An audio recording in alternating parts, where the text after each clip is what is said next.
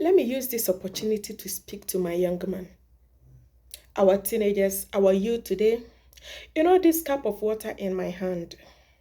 Everybody, this is how your life is. Whatever you are doing today, it is like a cup. That something is dropping into that cup. When that cup is full, that cup will determine where you are going to drop it or where you are going to empty it. Let me tell you something. When we started growing, when we were in class 2, class 3, class 4, class 5 to junior high school, there were many of our friends that were ahead of us. Their fathers were billionaires. Their mothers were wealthy women. Many of us, we were finding it difficult to afford a 3 square meal a day. We never had hope. We never had even plans for our future because where we were brought, where we belonged to, there were no hope, there were no support. Nobody was there for us. So we used to go to this rich woman's daughter, so that when they eat and there is a leftover, we go and gather the leftover and we eat. Life is not a competition. When the Bible says a time is coming, a time will come that those at the back will come to the front and those in the front will be left behind. Life is not a competition. So our youth, our young ones that are rushing, many of you are in your early 20s, you want to ride Bentley.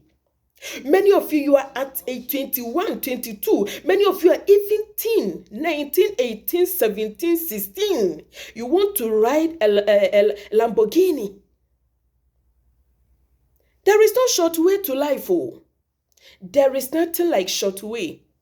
There is nothing like short way. The Bible said there is a way that seemeth right in the sight of men, but the end of that way is a way of destruction. Young man, listen to me. It is better you toiled to get that gradual to build your future, rather than thinking of going for a quick money, going to rob people, going to steal people, going to jump into people's shop, jump into people's companies, jump into people's room to pick.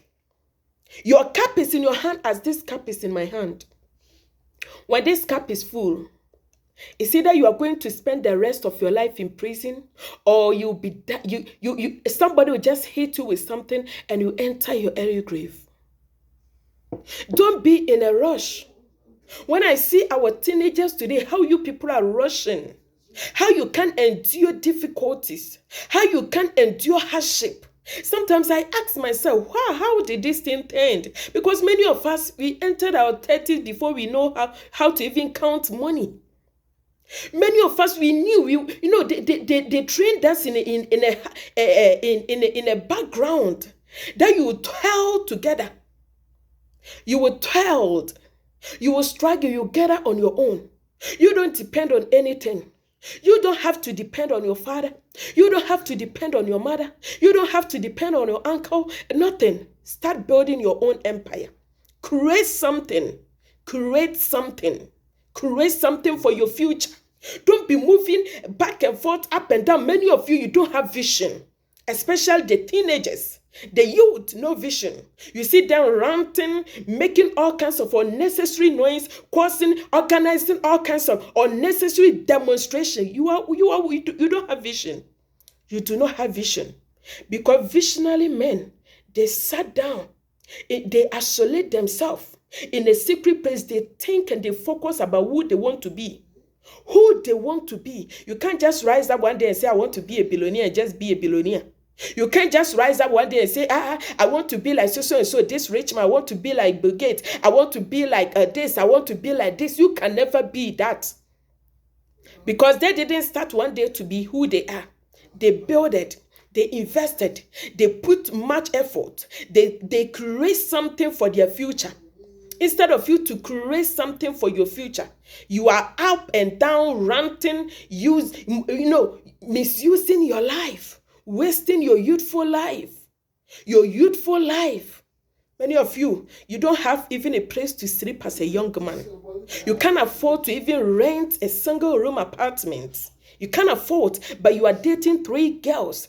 You have 2 fiancés. You have 1 fiancé. Many of you, even working for 3 hours non-stop, is difficult. You can't do it. Yes, you have a fiancé that is depending on you. Do you have a future? How do you want your future to be?